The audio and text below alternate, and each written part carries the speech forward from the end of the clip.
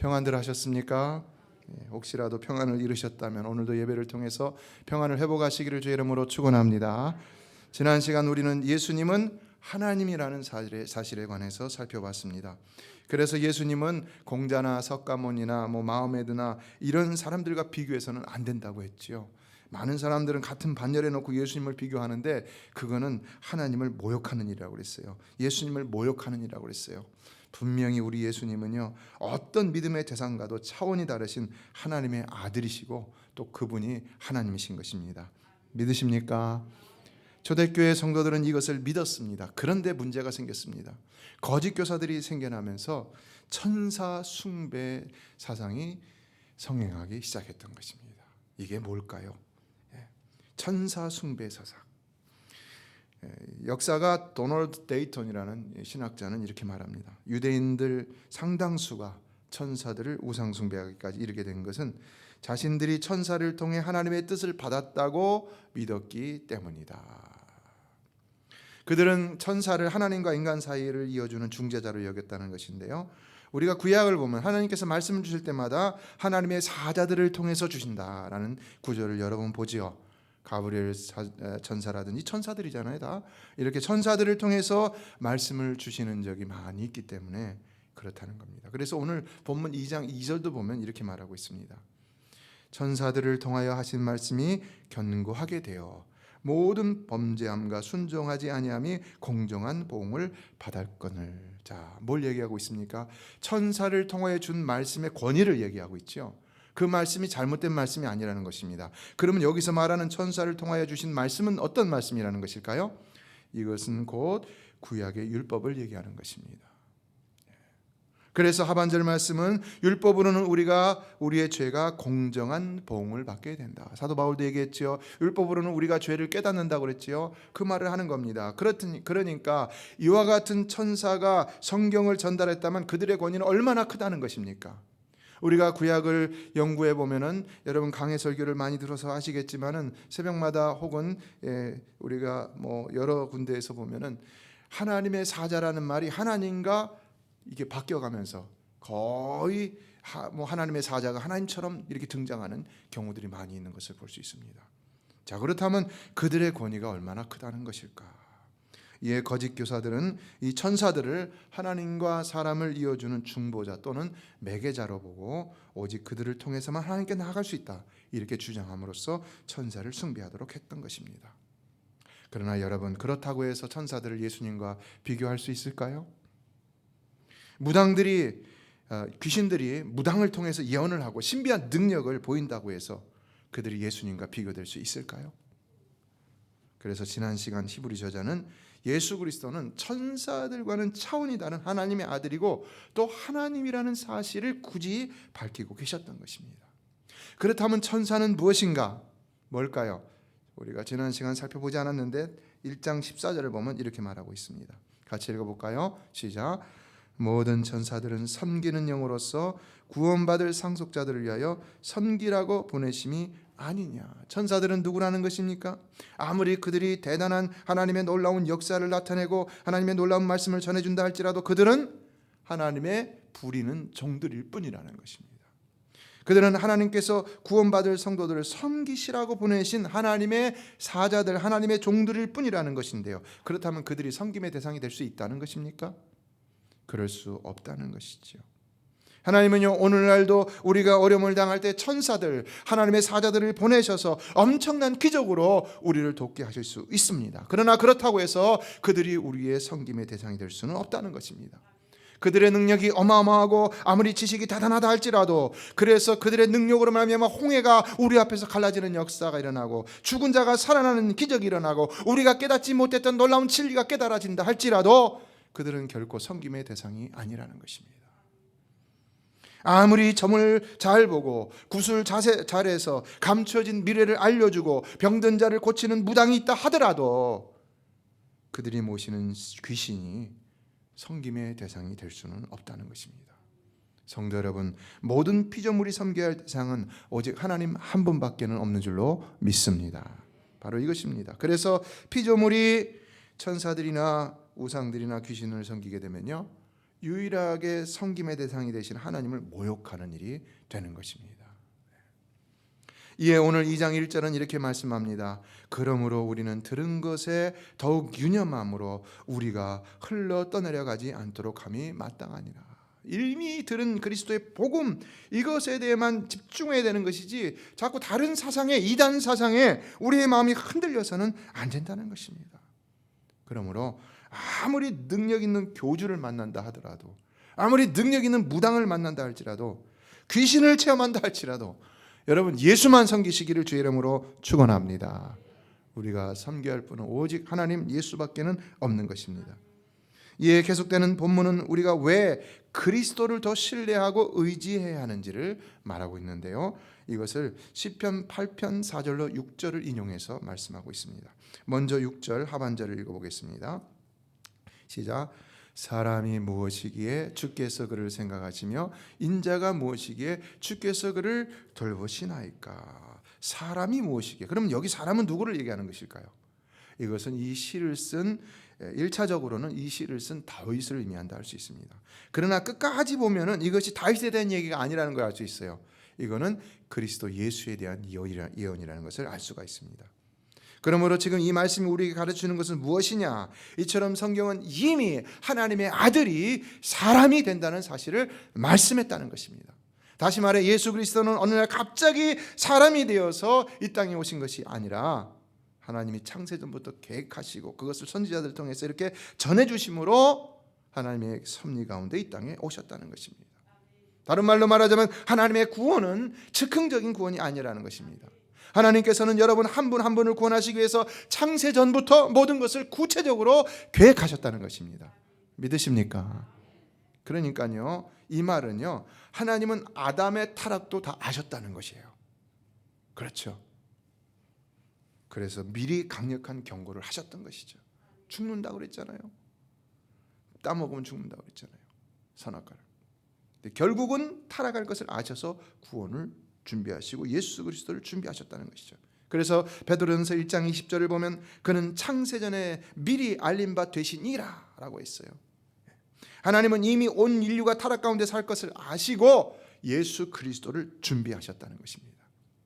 이에 이어지는 6장 마지막 말씀은, 6절 마지막 말씀은 그렇게 인간이 된 그리스도를 하나님께서 계속 돌보신다. 하나님이 그리스도를 돌보신다. 무슨 말일까요? 아들을 보내신 성부 하나님은 그냥 아들을 보내시고 아들이 다 알아서 구원을 이루시기를 원하신 것이 아니라 늘 그와 함께 하심으로 함께 구원을 이루셨다는 것입니다. 그러니까 우리 하나님은요, 우리를 구원하는 것 외에 한순간도 다른 것으로 관심을 돌리신 적이 없다는 것이죠. 그처럼 하나님 우리를 사랑하시는 분이라는 것입니다. 믿으십니까? 그러므로 하나님은 오늘도 이 시간 구원받을 여러분을 바라보고 계시는 줄로 믿습니다. 한순간도 여러분에게서 눈을 떼지 않는 줄로 믿습니다. 여러분을 구원의 길로 인도하시는 줄로 믿습니다. 따라서 여러분이 아담과 같이 타락하고 곁길로 간다 할지라도 그것은 여러분의 자유의지에 맡기시겠지만, 그렇죠? 그래서 타락도 하는 거잖아요. 아담이 타락한 것처럼 우리도 타락할 수 있는 거예요. 그러나 하나님은 반드시 우리를 구원하신다는 것입니다. 그 결과로 하나님의 아들이 인간이 되셨다는 것인데요, 7절은 그것을 이렇게 표현하고 있습니다. 그를 잠시 동안 천사보다 못하게 하시며. 무엇을 표현하고 있는 것일까요? 이것이 바로 하나님의 아들이신 예수가 인간이 되시는 성육신을 표현하고 있는 말입니다. 그래서 이제 성육신하신 예수님은 천사보다 못한 존재가 되심으로 많은 불편과 고난과 제약을 받으셔야만 했다는 것입니다. 그래서 시공간의 제한을 받으셨죠. 또 보잘것없는 인생들에게 온갖 고난과 수치와 모욕을 다 당하셨죠. 그리고 십자가에 못 박혀 죽임을 당하셨습니다. 그런데 어떻게 그럴 수 있었다는 것입니까? 그가 천사보다 못한 존재가 되었기 때문에. 그러나 이것이 다 우리를 구원하시기 위한 하나님의 계획이었다는 겁니다. 그러니까 하나님은 우리를 구원하시기, 우리가 도대체 무엇인데 우리를 구원하시기 위해서 자신의 그 존귀하신 아들까지도 기꺼이 희생시키셨다는 것입니다. 그러나 거기서 끝난 것이 아니라는 것을 본문은 얘기하는데요, 계속해서 이어지는 말씀을 보면 영광과 존귀로 관을 씌우시며 만물을 그 발 아래 복종하게 하셨다고 그랬어요. 무슨 말일까요? 하나님은 그렇게 인간의 몸으로 고난과 죽임을 당하셨던 예수를 부활 승천시키심으로 본래 그분이 지니고 계셨던 영광과 존귀를 되찾게 하셨다는 것입니다. 그래서 이제는 천사를 포함한 모든 만물이 다시 그분께 무릎을 꿇고 복종하게 하셨다는 것인데요, 이제는 하나님 우편에 하나님과 동일한 우리가 1장에서 살펴봤던 그 주권자여 통치자로 완전히 돌아오셨다는 이야기가 되는 것이지요. 그럼에도 불구하고 문제가 생기는데 8절 하반절이 그 문제를 얘기하고 있습니다. 읽어볼까요? 8절 하반절 시작. 지금 우리가 만물이 아직 그에게 복종하고 있는 것을 보지 못하고. 어떤 문제입니까? 이제 이미 예수께서 영광과 존귀로 관을 쓰시고 만물을 통치하시는데도 불구하고 그를 대적하는 모습들이 세상에 있습니까? 없습니까? 있다는 것이지요. 왜 그럴까요? 아직도 사탄이 역사하고 있기 때문이죠. 그래서 그리스도 앞에서 무릎을 꿇어야 할 많은 사람이 아직도 사단에 붙들려서 그리스도를 대적하고 있다는 것입니다.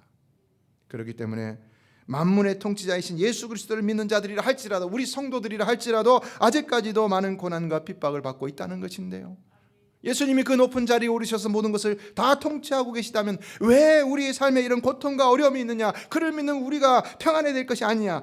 그러나 그것은 그리스도의 구속 사역이 완성되지 못해서가 아니라 아직도 사단이 역사하고 있기 때문이다. 다른 말로 말하면 아직도 사단이 심판을 받지 못했기 때문이라는 것입니다.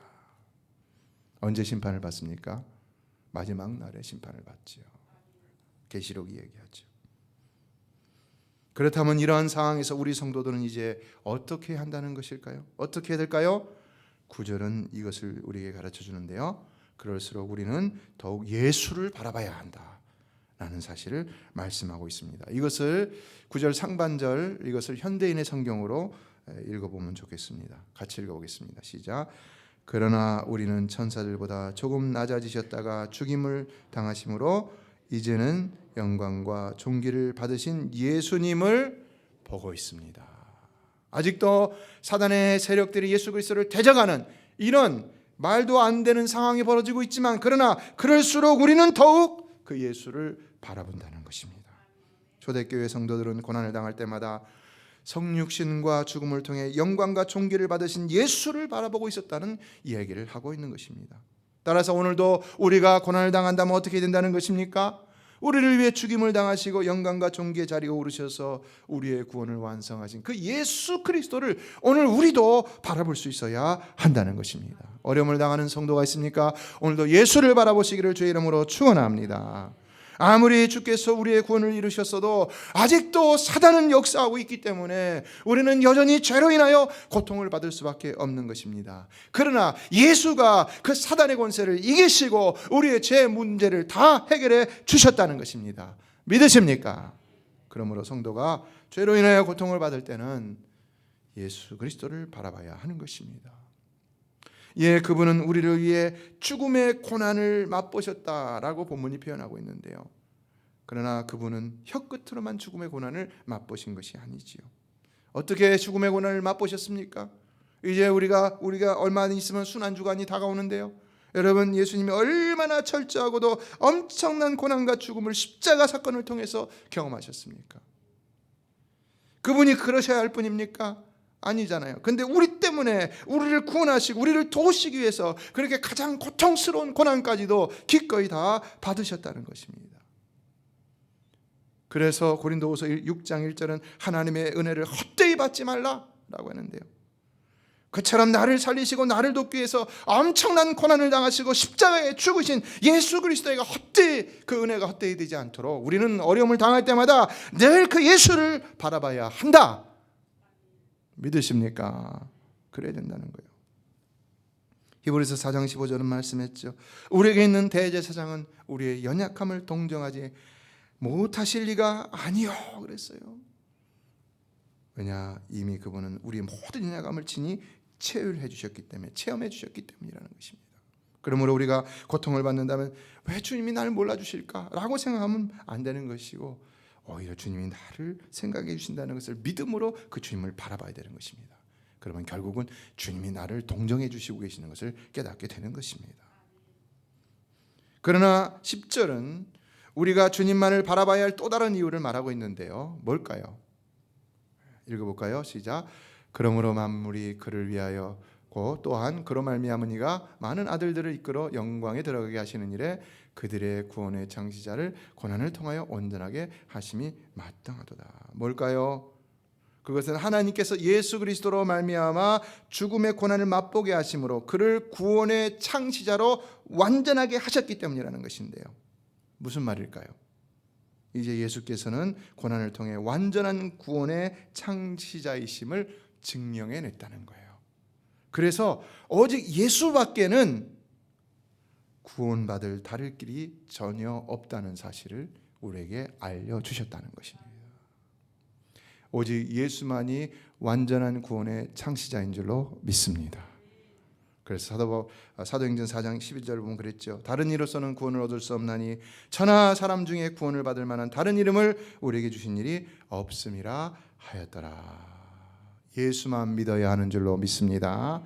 예, 11절은 우리가 다 예수님과 한 형제자매가 되었다는 것인데요. 자, 11절을 다 같이 한번 읽어보겠습니다. 11절 시작. 11절입니다. 네. 시작.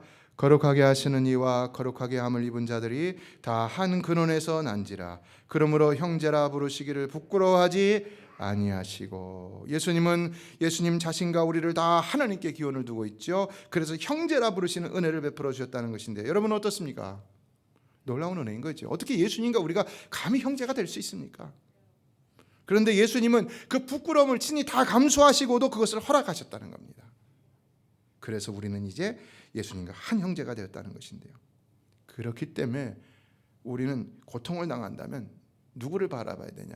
우리에게 가장 가까운 형제인 예수를 바라봐야 된다는 것입니다. 여러분 어려움이 있으면 누구를 찾아갑니까? 가장 가까운 사람을 찾아가지 않습니까?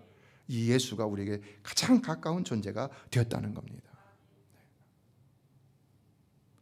특히 그분은 친히 하나님으로서 육신을 입고 고난을 받으심으로 우리의 형제가 되셨다는 것인데요. 그렇기 때문에 더욱 우리는 그분을 신뢰하고 또 친밀함으로 그분을 바라보며 그분께 나아갈 수 있어야 한다는 겁니다. 이제는요, 우리도 그리스도와 같은 하나님의 자녀요, 하나님 나라의 상속자로서 그분과 함께 하늘나라를 바라볼 수 있게 된 것입니다. 놀라운 하나님의 은총인 것이지요. 그래서 12절에서 주님은 이런 선포를 하신다고 증언하고 있습니다. 12절을 유의해서 읽어보겠습니다. 시작. 이르시되 내가 주의 이름을 내 형제들에게 선포하고 내가 주를 교회 중에서 찬송하리라 하셨으며. 자, 예수님의 모습입니다. 이건 예수님을 얘기하는 것입니다. 그러면 예수님의 모습이 지금 어떤 모습입니까? 이제는 우리와 함께하는 하나님의 자녀로서의 모습을 보이고 있는 것입니다. 그래서 우리와 함께 우리 중에 거하시며 여호와의 이름을 형제들에게 선포하고 내가 예수께서 주를 교회 중에서 찬송하리라. 우리와 함께 예배하신다는 것입니다. 여러분 주님이 이 시간도 우리와 함께 예배하심을 믿으십니까? 이런 놀라운 은혜를 베풀어 주셨다는 것입니다. 주님은 그냥 말로만 내가 너희 형제라 이렇게 하는 것이 아니라 함께 하심으로 임마누엘 하심으로, 그래서 우리를 친히 형제라고 하시고 계시다는 것입니다. 그러므로 오늘도 우리가 예배할 때는 바로 예수를 바라봐야 되는 것이죠. 사실 우리는요, 예배를 드릴 자격이 있습니까? 자격조차 없는 존재이죠. 그러나 예수와 함께라면 어떻습니까? 능히 그의 은혜를 힘입어서 하나님께 예배를 드릴 수가 있는 것이지요. 여러분 예배 때마다 예수님과 함께 예배하시기를 주의 이름으로 축복합니다. 13절에서도 주님은 이런 고백을 하시는데요. 또 읽어보겠습니다. 또다시 내가 그를 의지하리라 하시고 또다시 볼지어다 나와 및 하나님께서 내게 주신 자녀라 하셨으니 내가 그를 의지하리라. 이 말은 이사야 8장 17절을 인용한 말씀인데요. 이것은 내가 이미 신뢰하고 있고 또 앞으로도 신뢰할 것이라는 의미입니다. 예수님이 이미 신뢰하셨는데 앞으로도 신뢰할 이런 고백을 할 필요가 있습니까? 그러나 인간 예수라면 어떻습니까, 여러분? 예수님은 인성을 가지시고 이런 고백을 하고 있는 것인데요. 그러므로 이것은 우리와 함께 하시는 예수님이 우리 가운데서 친히 믿음의 본을 보이고 있는 모습이라고 할 수가 있는 것입니다. 아시겠지요? 여러분, 우리가 예배하는 가운데, 우리의 신앙생활 가운데 우리의 앞장서 계신 분은 바로 예수님이신 줄로 믿습니다. 예수님이 우리의 앞에 서서 우리를 이끌고 가시는 것입니다. 그래서 그분이 우리 교회의 머리고 리더고 본보기라는 것인데요. 그러므로 우리는 신앙생활하면서 누구를 따라야 된다는 것입니까? 예수를 따라야 된다는 거예요. 예수. 이에 하반절은 벌지어다 나와 및 하나님께서 내게 주신 자녀다라고 했는데요. 하나님께서는 이러한 예수에게로 우리를 이끌어 그의 돌보심 아래 우리를 있게 하셨다라는 것입니다. 예수의 돌보심 아래. 우리의 구원은 어떻게 해서 이루어지느냐? 오늘도 예수의 돌보심이 있기 때문에 이루어진다는 사실입니다. 믿으십니까? 그래서 근데 여기 보면 내게 주신 자녀라고 했기 때문에 모든 인간을 얘기하는 것이 아니라 이것은 오직 하나님의 택한 백성만을 가리킨다고 할 수가 있는 것입니다. 그래서 우리 성도들은 이제 예수만을 바라봐야 된다는 것입니다. 그래서 우리 교회 표어가 뭡니까? 그리스도만을 찾고 담고 전하는 교회. 이런 교회와 성도가 꼭 되시기를 다시 한번 주의 이름으로 축원합니다. 14절은 계속해서 예수님은 우리가 혈과 육에 속한 것처럼 예수님 자신도 같은 모양으로 혈과 육을 함께 지녔다는 말씀하는데요. 이 말은 계속해서 뭐를 얘기하는 겁니까? 나와 너희는 같다 이제, 이런 얘기를 하는 거지요. 동질감을 주고 있습니다. 그러나 15절을 보면 그렇게 혈과 육을 가지신 이유가 무엇인지, 궁극적인 이유가 무엇인지 그것을 얘기해 주고 있는데 뭐라는 것입니까? 같이 읽어볼까요? 시작. 또 죽기를 무서워함으로 한평생 메어 종로로 타는 모든 자들을 놓아주려 하심이니, 뭘 얘기하는 것일까요? 예수님은 이 혈과 육을 지니심으로, 이 혈과 육을 통해서 인간이 되심으로 죽음을 경험해서 죽음 안에 들어가 죽음의 권세인 사단 마귀를 멸하시고자 했다는 겁니다. 여러분, 우리말 속담에도 있지요. 호랑이 잡으려면 어떻게 됩니까? 호랑이 굴로 들어가야 되는 거죠. 예수님 같은 경우로 할 수 있는 것입니다. 쉽게 표현하면요, 예수님은 우리를 위해서 죽음의 권세인 마귀를 멸하시고자 죽음을 경험할 수 있는 인간의 몸이 되어서 죽음 안으로 들어가셨다는 것입니다. 그게 바로 십자가 사건이라는 것입니다. 놀랍죠, 여러분? 이 히브리 기자가 우리에게 가르쳐주는 이 예수 그리스도에 대한 복음은 엄청나게 놀라운 것을 볼 수가 있습니다. 그렇다면 예수님이 인간이 되셨다는 사실이 얼마나 우리에게 크고도 놀라운 은혜라는 것입니까? 그래서 우리는 결론적으로 몇 가지 사실을 반드시 기억해야 되는데요. 첫째, 예수 그리스도는 오직 우리의 구원만을 위해서 천사보다 못한 존재, 육신의 존재로 전락하는 치욕적인 사건을 경험했다는 것입니다. 괜히 그런 게 아니라 우리 때문에. 여러분, 예수님이 영원히 자신을 섬기던 천사들보다 못한 존재가 되셨다는 사실이 얼마나 그분께 치욕적인 사건이 되겠습니까? 내가 부리고 나를 섬기던 그 종들보다 내가 더 못한 존재가 되어버렸어요. 그러나 그렇다고 해서 천사들을 섬기냐? 아니라는 거죠. 왜 주님이 그렇게 하셨느냐? 그건 오직 우리의 죄를 사하시고 우리를 도우시고자 기꺼이 그 치욕스러운 일이라도 능히 감당하셨다는 것입니다. 그래서 천사보다 더 하찮은 존재인 인간들에게까지도 기꺼이 수치와 모멸과 수욕과 고난을 다 받으시고 우리의 죄를 위해서 죽임을 당하셨다는 것인데요. 어떻습니까, 여러분? 정말 고맙지 않습니까? 오늘 우리가 있는 거 그냥 우리가 잘나서 있는 거 아니라는 거예요. 정말로 우리 주님은 우리를 사랑하시는 분이신 줄로 믿습니다. 그러므로 우리가 어떤 모습으로 그 앞에 나간다 할지라도 그분은 다 받아주시는 것입니다. 그래서 두 번째로 우리는 그분의 그 엄청난 사랑과 은혜가 헛되지 않기 위해서라도 날마다 그분 앞에 나아가는 자들이 되어야 하는 것입니다. 은혜를 헛되이 받지 않기 위해서 날마다 그분 앞에 나가는 자가 되는 것입니다. 만약 우리가 고통 중에 있으면서도 그분 앞에 나가지 않는다면 그분은 말씀하실 것입니다. 내가 너의 고통을 위해 십자가 졌는데 왜 너는 내게 오지 않느냐? 우리가 무기력하고 지쳐 있으면서도 그분 앞에 나가지 않으면 그분은 말씀하실 것입니다. 내가 그렇게 너의 모든 무거운 짐을 지고 십자가를 졌는데 왜 너는 내게 오지 않느냐? 주님은 말씀했죠. 수고하고 무거운 짐진 자들아 다 내게로 내가 너희를 쉬게 하리라.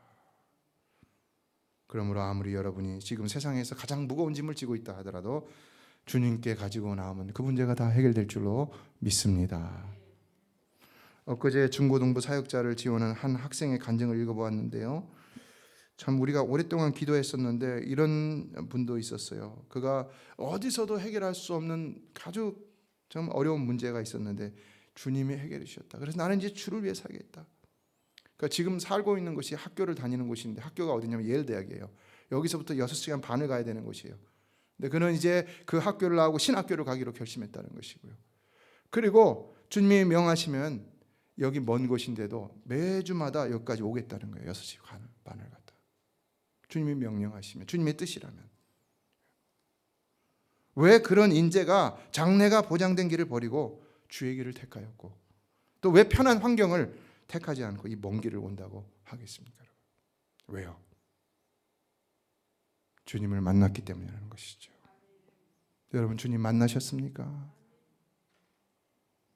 그래서 그는 이제 주님만을 위해 살기로 결심했고 그래서 주님이 가라 하시면 어디든 가겠다고 서운했다는 거예요.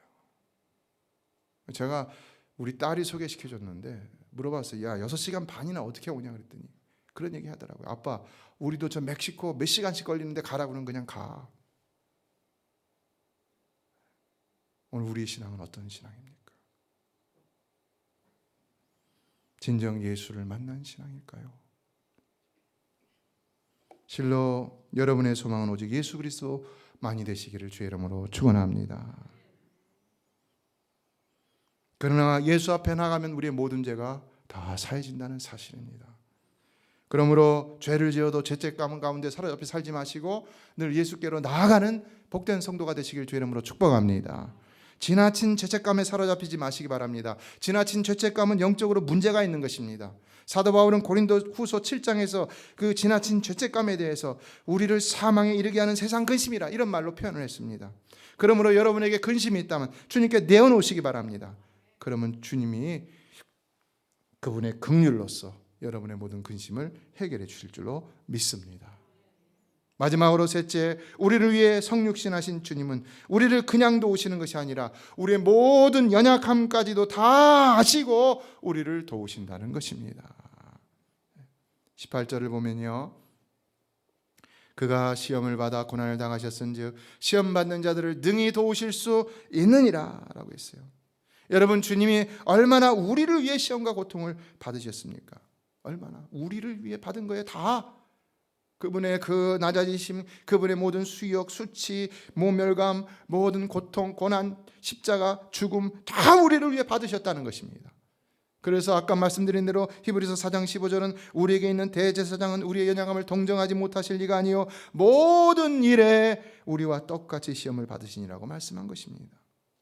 따라서 우리 주님은 우리가 어떤 시험과 고난을 당한다 할지라도 모르시는 것이 없는 것입니다. 함께 느끼지 못하시는 것이 없는 것입니다. 하나님이시면 차원이 다르기 때문에 그거를 긍휼, 같은 마음으로 동정하지 못한다고 할 수 있을지 모르지만 예수님은 인간이 되셔서 그 모든 것을 다 경험하셨기 때문에 모르시는 것이 없다는 것입니다. 우리의 고통받는 우리의 마음이 그분의 마음이고 안타까운 우리 마음 그분도 같이 품고 계신다는 겁니다. 그래서 예수를 더 신뢰하라는 것입니다. 더 신뢰하고 그분께 모든 짐을 맡기라는 것입니다. 이처럼 그분의 성육신과 고난과 죽음은 실로 엄청난 사랑과 은혜라 할 수 있는 것입니다. 그렇기 때문에 그분은 천사보다 못한 존재로 전락하셨어도 후회하지 않으셨던 것입니다. 오늘 본문을 통해 하나님이신 예수님이 인간이 되심으로 베푸신 은혜가 얼마나 큰지 우리는 깨달아야 하는 것인데요. 그래서 이제는 정말로 그분께 더 감사하며 살아야 할 줄로 믿습니다. 말씀을 맺습니다. 그러므로 오늘도 이러한 주님께 더 큰 감사를 드리는 여러분 되시기를 주의 이름으로 축원합니다. 오직 그분만을 바라며 따르며 오늘도 그분의 은혜가 헛되지 않도록 여러분의 모든 짐을 능히 그분께 내어드리고 돌아가시기를 주의 이름으로 축복합니다. 그리고 이제는 새로운 삶을 사시기를 바랍니다. 여러분이 여러분의 짐을 내어드릴 때 18세기 찬송 작가 마이클 브루스는 이런 말합니다. 예수께서는 가슴을 찢는 듯한 인간의 모든 고통 속에서 우리와 함께 아파하신다. 여러분이 고통을 당할 때 우리 주님도 가슴을 찢는 듯한 고통으로 여러분과 함께한다는 사실을 믿고 여러분 새로운 삶 속에서 늘 승리하시기를 주의 이름으로 축원합니다. 기도하겠습니다.